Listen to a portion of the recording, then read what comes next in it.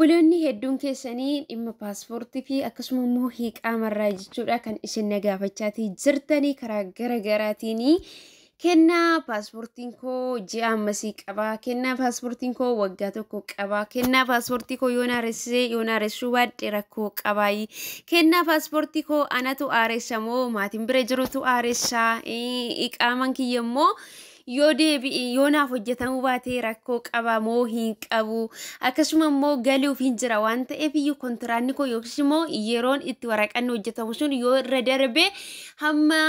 sararatanyaa fidannutti nuuf eeggadhu jedhanii ji'a lama ji'a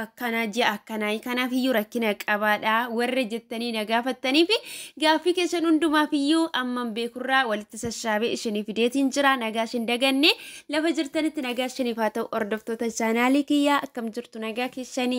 annagaadha rabbiin galanne haa ta'u jechaati dhimma hiqaamaa yeroo duraa tokko dubbachaatiin ture haa ta'u iyyuu malee gara chaanaalii keenyaa kanatti namoonni yeroorraa gara yerootti namoonni haarani gara chaanaalii kanatti dhufaa jirtu jechuudha akkasuma immoo obboloonni biyya namaa keessa kan turtanii beekutii dandeessu jechuudha garuu obboloonni biyyarraa haaraa dhuftanii paaspoortiin keessanillee biyya turtanii yeroo isaa irraa kasin jalaa dhumate yookaas immoo yeroon irratti deeme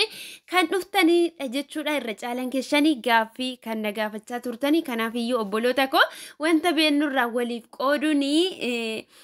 gaariidha jechuudha anallee gammachiisa isinillee isin fayyada jedheetiin isiniif qabadhee dhufe kanaaf iyyuu haaraa kan dhuftanii Noora baga nagaan dhuftanii chaanaalii kana subscribe gochuudhaan gara maatii keenyatti dabalama jechaati viidiyoo kana immoo yoo jaalattan like godhaa akkasuma immoo namoota bira akka ga'uuf share illee godhaa yaada qabdanillee barreessaa namoonni lakkoofsa koo immoo na gaafachaa jirtanii obboloota koo anis akkuma keessanii biizidha mana madaamii keessan hojjedha waan ta'eef iyyuu namoonni dhimma qofaaf na barbaadan jechuudha lakkoofsa koo profaayilii koo jechuudha gadi tuquudhanii in argattu waan ta'eef iyyuu fudhadhaatoo dhimma na barbaadaniif na gaafadhaa yookiis immoo dhimma na barbaadanii natti himaa isiniin jira innis immoo kan na argattanii karaa WhatsApp qofaani jechuudha kanatti aansuudhaan immoo jechuudha obboloonni muuxannoo fi muudannoo wantoota obboloota keessan hin barsiise jettanii yaaddanii dabarfachuu kan barbaadanii eenyummaan keessanii iccitiidha isinii eegame akkasuma immoo gorfamuu kan barbaadanii gorsa obboloota keessanii kan barbaadanii iccitiin keessa isinii eegame karaa chaanaalii kanaatiin obboloonni keessan karaa koomentiitiin yaada qaban akka isiniif qoodanii fi isiniif hin dhiyeessa isinii jechuuti nan barbaada keessa yoo na dubbistanii garan dhimma qabadhee dhufeetti yeroon darbu paaspoortii keessanii namoonni maali goonaa paaspoortii yoo haareeffanne malee rakkoo uumuu danda'a yoo haaressine yoo haaressuus dhiisne akkamidha naan jettanii namoonni na gaafattan dhimma paaspoortii irratti paaspoortiin keessanii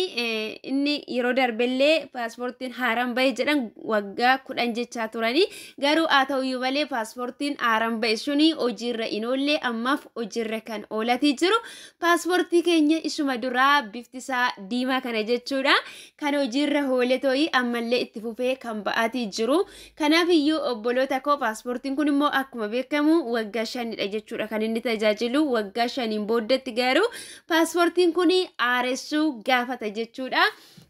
paaspoortii kana immoo ji'a meeqatti yeroo galee paaspoortii kana aaressuun nu barbaachisa yoo jettanii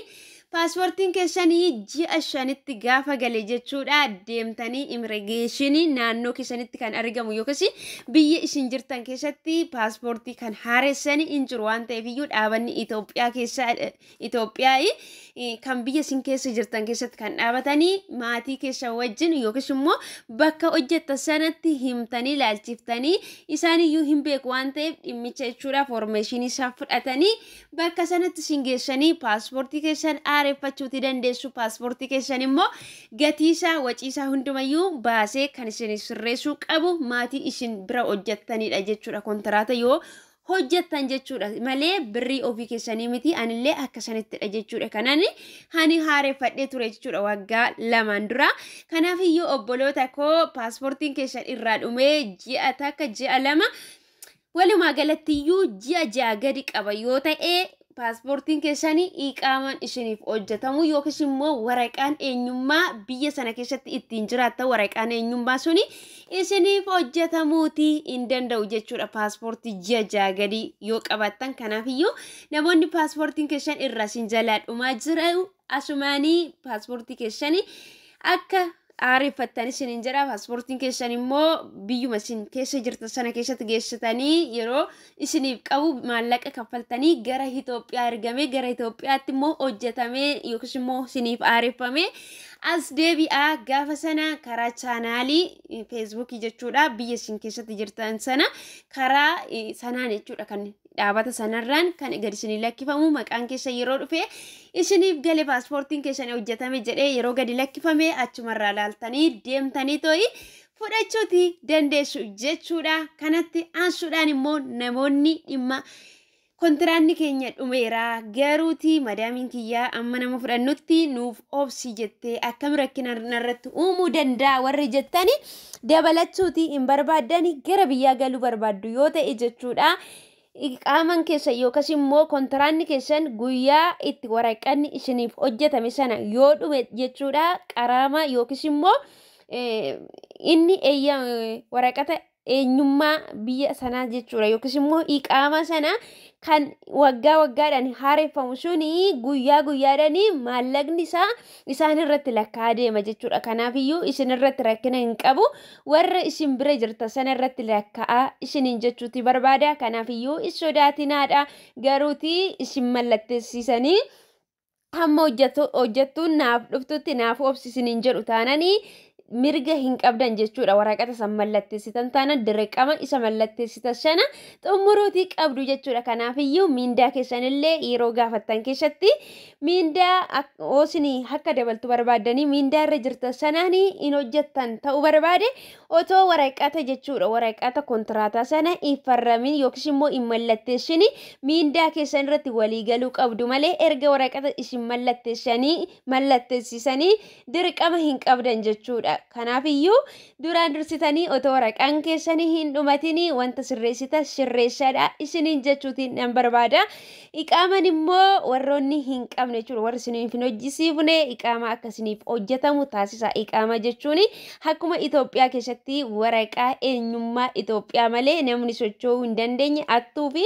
kaan taate keeyyuu akkuma hin beekamne jechuudha. Akkuma sanadha jechuudha. Iqaaman hin qabdu taanan guyyaa tokko gadi baasanii shigatuuti danda'u jechuudha yookiin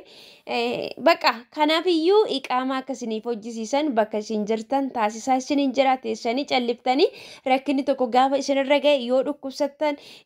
mana yaalaa mootummaallee seenuutii hin dandeessan jechuudha. Kanaaf iyyuu obboloota koo iqaaman keessan akka isiniif hojjetamu warri isiniif hin hojjenne